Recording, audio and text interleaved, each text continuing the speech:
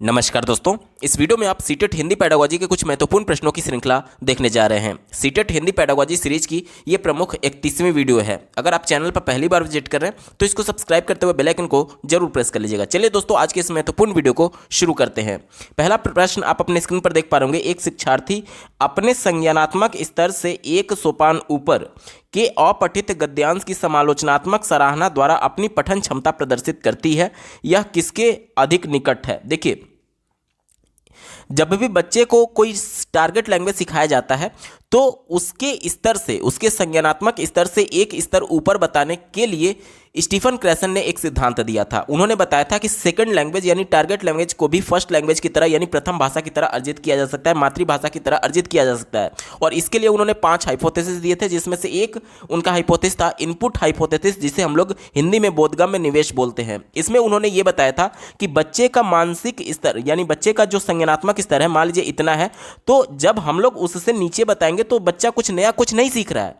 जब नया कुछ सिखाने के लिए हमें जाहिर सी बात है बच्चे के संज्ञान से ऊपर बताना होगा। जैसे कि मान लीजिए कि आप किसी कॉन्सेप्ट के बारे में जानते हैं, उस कॉन्सेप्ट से नीचे अगर मैं बता रहा हूं तो क्या आप कुछ नया सीख पाएंगे? नहीं सीख पा रहे हैं, क्योंकि उतना तो आप पहले से जानते हैं। अगर मैं आपके संज्ञानात्मक स्तर के बराबर बता रहा हूं तो क्या आप कुछ नया सीख रहे हैं? नहीं सीख रहे हैं। नया सीखने के लिए यह जरूरी है कि जितना बच्चे का स्तर है उससे एक स्तर ऊपर बताया जाए, तभी तो कुछ नई चीजें उसको इनपुट के तौर पर मिलेंगी।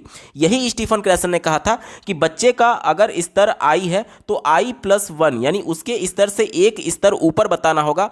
और यही प्रश्न में भी हमसे बोला गया, देखिए क्या बोला जा रहा है, संज्ञानात्मक स्तर से एक सोपान ऊपर बताने की बात की जा रही है, तो ये बोधगम्य निवेश होता है। ऑप्शन नंबर 1 इसका बिल्कुल एप्रोप्रिएट जवाब हो जाएगा। अगला प्रश्न पूछा गया था, ज्ञान की अवचेतन स्वीकृति जहां सूचनाएं संप्रेषण के माध्यम से मस्तिष्क में एकत्रित होती हैं, उसे भाषा के किस रूप में जाना जाता है? अवचेतन मतलब कि अनकॉन्शियस, यानी कि जब बच्चा पहली बार परिवार में जन्म लेता है तो वो कॉन्शसली नहीं बल्कि अनकॉन्शस वे में जो भाषा होता है उसको अर्जित करता है, क्योंकि कॉन्शस तब होगा जब व्याकरण के नियमों के अंतर्गत बच्चे भाषा सीखेंगे। लेकिन जब बच्चे का परिवार में जन्म होता है तो अपने आप को एक्सप्रेस करने के लिए वो अपने वातावरण में अपने आसपास के लोगों के द्वारा बोली जा रही भाषा का हूबहू अनुकरण करके उसी प्रकार से बोलना शुरू कर देता है। तो वो ग्रामर का नियम नहीं पढ़ रहा है, इसलिए इसे अवचेतन कहते हैं, यानी कि एक तरीके से अनकॉन्शियस प्रोसेस इसे कहा जा सकता है। ठीक है, तो ये क्या होता है? ये भाषा का अर्जन होता है। ऑप्शन नंबर 3 यहां पर बिल्कुल एप्रोप्रिएट जवाब हो जाएगा। अगला प्रश्न पूछा गया था, निम्नलिखित में से कौन सा एक भाषा का अंग नहीं है? लैंग्वेज का कौन सा पार्ट नहीं है, ये हमसे पूछा जा रहा है। पहला देखिए, ध्वनि की बात की गई है, यानी कि वर्ण की बात की गई है, अल्फाबेट की बात की गई है, तो ये भाषा का पार्ट होता है। हमारा उत्तर नहीं होगा, क्योंकि हमसे पूछा गया था कि कौन सा नहीं है। स्ट्रक्चर की बात की गई है, यानी रूप की बात की गई है, तो आप इंग्लिश में भी स्ट्रक्चर पढ़ते हैं। लैंग्वेज का स्ट्रक्चर क्या होता है? जैसे कि सब्जेक्ट, फिर हेल्पिंग वर्ब, फिर मेन वर्ब, फिर उसके बाद से ऑब्जेक्ट, तो ये स्ट्रक्चर बोला जाएगा लैंग्वेज का। यानी प्रत्येक भाषा का अपना एक रूप होता है, स्ट्रक्चर होता है, तो ये भी भाषा का एक तरीके से अंग है, तो हमारा उत्तर नहीं हो सकता। अर्थ की बात की जा रही है तो किसी भी भाषा को, भाषा के जो 4 कौशल होते हैं, सुनना, बोलना, पढ़ना और लिखना, उसमें जो रिसेप्टिव स्किल है, रिसेप्टिव स्किल यानी कि सुनना और पढ़ना, जैसे मैं आपको जो कुछ भी बता रहा हूं आप मेरी बातों को सुन करके इसका अर्थ ग्रहण कर रहे हैं, यानी कि ये भाषा का पार्ट होता है। इस वजह से ये भी हमारा उत्तर नहीं होगा। एक ही विकल्प बचा, ऑप्शन नंबर 4 देखिए, पठन की बात की गई है। पठन का मतलब क्या होता है कि ये भाषा का अंग नहीं है बल्कि भाषा का कौशल होता है। ध्यान से समझिएगा, भाषा के 4 कौशल मैं बता रहा हूं, सुनना, बोलना, पढ़ना और लिखना। तो हमसे प्रश्न में भाषा के अंग के बारे में पूछा गया, लेकिन ये पठन जो होता है वो कौशल होता है, ना कि अंग होता है। इस वजह से यही हमारा एप्रोप्रिएट जवाब हो जाएगा। विकल्प नंबर 4 सही उत्तर है। अगला प्रश्न पूछा गया था, कौन सी पद्धति लिखित भाषा की अपेक्षा मौखिक भाषा पर अधिक बल देती है? कौन सी एक तरीके से पद्धति है जिसमें मौखिक भाषा पर ज़्यादा जोर दिया जाता है? देखिए, ऑप्शन नंबर 1 में बात की गई है श्रव्य भाषा पद्धति। इसमें क्या होता है कि एक ही चीज़ को बार बार रिपीट करके सुनने की बात आती है। जैसे कि टेप रिकॉर्डर में जो टारगेट लैंग्वेज है उसको उसके स्ट्रक्चर को बच्चे को दे दिया गया और उसका बार बार सुन करके बच्चा एक तरीके से प्रैक्टिस कर रहा है। तो बार बार सुनना ये क्या हो जाता है? मौखिक भाषा के तौर पर इसे हम लोग देखते हैं। ऑप्शन नंबर 1 इसका बिल्कुल एप्रोप्रिएट जवाब हो जाएगा। अगला प्रश्न पूछा गया था, किस पद्धति में शिक्षक को सभी पद्धतियों के बारे में जागरूक होना चाहिए? तो इसका उत्तर हो जाएगा विभिन्न दर्शनग्राही ग्रहणशील पद्धति, यानी कि जो कुछ भी अप्रोच है वो सब कुछ टीचर एक तरीके से रिसीव कर पा रहा है, उसका ग्रहणशील है वो, यानी चीज़ों के बारे में जागरूक है। जागरूक होने के लिए, किसी भी चीज़ के बारे में जानने के लिए हमें क्या आवश्यक है कि हम उसके बारे में इंफॉर्मेशन को रिसीव करें, वहीं तो बोला जा रहा है विभिन्न दर्शनग्राही। ऑप्शन नंबर 4 इसका बिल्कुल एप्रोप्रिएट जवाब हो जाएगा। अगला प्रश्न पूछा गया था, समाचार पत्र की मुख्य पंक्तियों पर सरसरी दृष्टि डालना किस प्रकार का पठन है। सरसरी दृष्टि डालना यानी कि हम लोग मोटा मोटी ऊपर ऊपर पढ़ने की बात करते हैं, यानी झटपट पढ़ना, जिसे आप लोग आम बोलचाल की भाषा में कह सकते हैं। जैसे कि मान लीजिए सरसरी पठन का मतलब ये होता है, मान लीजिए ये न्यूज़पेपर का एक आर्टिकल है, यहाँ पर ये आर्टिकल लिखा हुआ है, यहाँ पर राइट टॉप कॉर्नर पर इस प्रकार से बॉक्स बना करके इसका मेन थीम लिखा गया रहता है। तो हमारी पहली नज़र इसी पर जाती है कि एक्चुअली में ये आर्टिकल किसके बारे में लिखा गया है, और हम लोग मोटा मोटी मेन पॉइंट्स को, यानी कि पूरा इसका एक थीम समझने की कोशिश करते हैं। इसी को सरसरी दृष्टि से पढ़ना कहते हैं। ठीक है, चलिए पहले विकल्प से शुरुआत करते हैं। पहला दिया गया गहन पठन। गहन पठन हमारा उत्तर नहीं होगा, क्योंकि गहन पठन में एक तरीके से विस्तृत पठन की बात आती है, यानी कि बिल्कुल डीपली पढ़ने की बात आती है, तो यह विकल्प हमारा उत्तर नहीं हो सकता।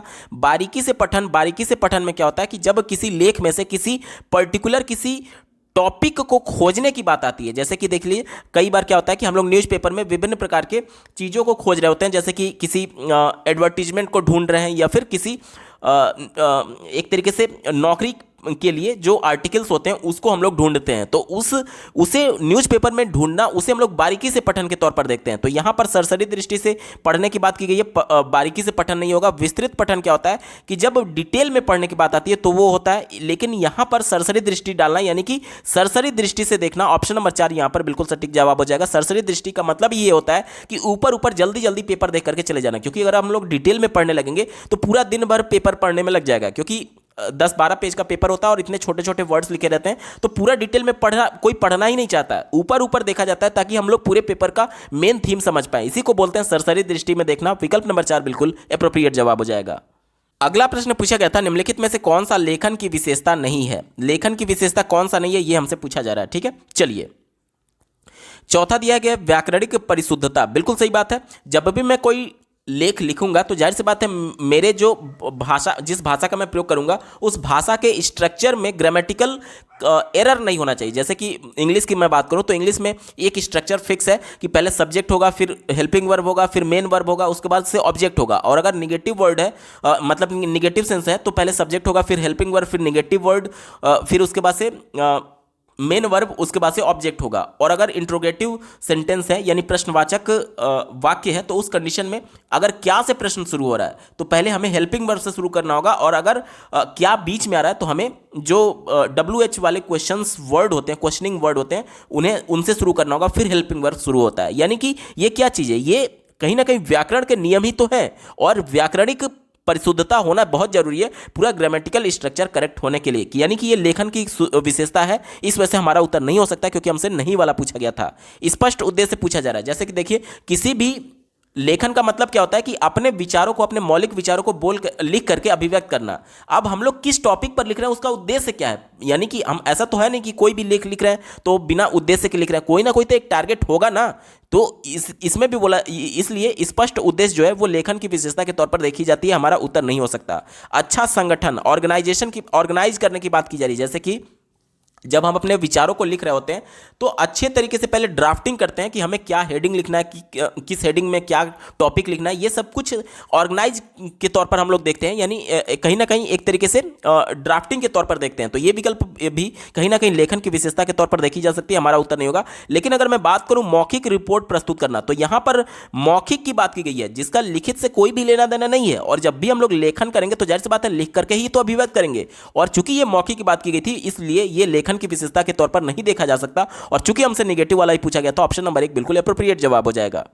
अगला प्रश्न पूछा गया था, निम्नलिखित में से कौन सा सिद्धांत बच्चों को अमूर्त शब्दों को सीखने और शब्द कैसे वर्गों से संबंधित हैं यह पहचानने में सहायता करता है। ध्यान से समझिएगा, अमूर्त शब्द की बात की गई है, यानी जो कुछ भी बच्चे मूर्त अवस्था में नहीं देख सकते हैं वही वाला विकल्प हमारा सही जवाब होगा। देखिए, ये चूंकि प्रश्न भाषा से संबंधित है, यानी कि अगर बच्चे अपने परिवेश से जोड़ करके भाषा को सीख रहे हैं, यानी कि कहीं ना कहीं उनका जो परिवेश है वो मूर्त होगा, बच्चे उसको मूर्त अवस्था में देख सकते हैं।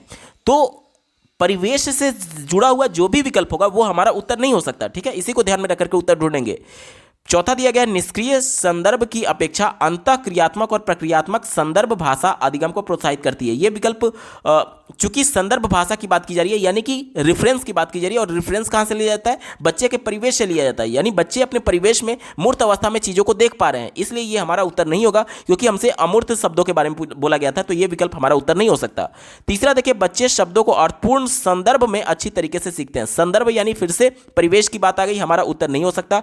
दूसरा देखिए, शब्द संपदा तथा व्याकरणिक विकास पारस्परिक रूप से होने वाली प्रतिक्रिया हैं। अब शब्द संपदा और व्याकरणिक विकास कहा जा रहा है कि एक दूसरे से जुड़ी हुई प्रक्रियाएं हैं, यानी कि जो वर्ड पावर है, जो वोकैबुलरी है, और जो व्याकरण का विकास है, वो परस्पर रूप से होने वाली प्रक्रिया यानी एक दूसरे से जुड़ी हुई हैं। और बच्चे को जो भाषा सिखाई जाती है, व्याकरण के नियम सिखाए जाते हैं, वो उसके संदर्भ में सिखाए जाने की बात करता है एनसीएफ 2005, यानी कि डायरेक्टली ये बच्चे के परिवेश से जुड़ा हुआ है, परिवेश की बात कर रहा है, इस वजह से ये भी हमारा उत्तर नहीं होगा। एक ही विकल्प बच्चा ऑप्शन नंबर 1 देखिए, बच्चों को शब्दों तथा भाषा संरचना के विविध उदाहरणों को सुनने की आवश्यकता है। अब यहां पर बच्चा मूर्त अवस्था में कुछ देख ही नहीं रहा है, केवल सुन रहा है, यानी अमूर्त शब्दों की बात की जा रही है, और प्रश्न में भी अमूर्त शब्दों की बात की गई थी, इस वजह से ऑप्शन नंबर 1 यहां पर बिल्कुल एप्रोप्रिएट जवाब हो जाएगा। अगला प्रश्न पूछा गया था, कौन सा उपागम शिक्षार्थियों में संप्रेषणात्मक दक्षता उत्पन्न करता है? संप्रेषणात्मक दक्षता का मतलब क्या होता है कि बच्चे कम्युनिकेशन करने में किस उपागम का प्रयोग करते हुए दक्ष हो पाएंगे, यानी कि कहीं ना कहीं महारत हासिल कर पाएंगे कम्युनिकेशन में। तो इसके लिए जाहिर सी बात है, ज़्यादा से ज़्यादा बच्चे जितना ज़्यादा नेचुरल इन्वायरमेंट में कम्युनिकेट करेंगे, इंटरेक्शन करेंगे, यानी कि कम्युनिकेटिव अप्रोच जितना ज़्यादा बच्चे अपनाएंगे, उतना ही उनका संप्रेषणात्मक दक्षता एक तरीके से मजबूत होगा। तो दिए गए विकल्प में देखिए ऑप्शन नंबर 3 में बात की गई है कम्युनिकेटिव अप्रोच, संप्रेषणात्मक उपागम इसका बिल्कुल एप्रोप्रिएट जवाब हो जाएगा। अगला प्रश्न पूछा गया था, प्रमाणिक आकलन क्या है? प्रमाणिक आकलन क्या होता है, ये हमसे पूछा जा रहा है। ठीक है, चलिए चौथे विकल्प से शुरुआत कर लेते हैं। कहा जा रहा है कि अनुदेशित इकाई के अंत में मानकों की तुलना में शिक्षार्थियों के अधिगम का मूल्यांकन करना। यहां पर देखिए मानक की तुलना करने की बात की जा रही है, यानी कि जो भी विकल्प तुलना करने की बात करेगा वो हमेशा निगेटिव होता है। क्यों निगेटिव होता है? क्योंकि आज हम लोग समावेशी कक्षा की बात करते हैं, जिसमें प्रत्येक बच्चे की रिक्वायरमेंट अलग है। आप एक पैमाने पर सभी बच्चे को नहीं तौल सकते। एक बच्चा दृष्टिबाधित है, एक बच्चा श्रवणबाधित है, कोई अधिगम विकार से जूझ रहा है, तो जहां पर भी तुलना करने की बात आएगी वो हमेशा निगेटिव सेंस में होता है, कभी भी हमारा उत्तर नहीं हो सकता। ठीक है, यहां पर मानकों की तुलना की बात की गई थी, यानी कि प्रत्येक बच्चे का एक तरीके से जो उन जिन मानकों पर उनका आकलन किया जा रहा है, उन मानकों की तुलना करने की बात की है। तो ये प्रैक्टिकली पॉसिबल कहाँ है?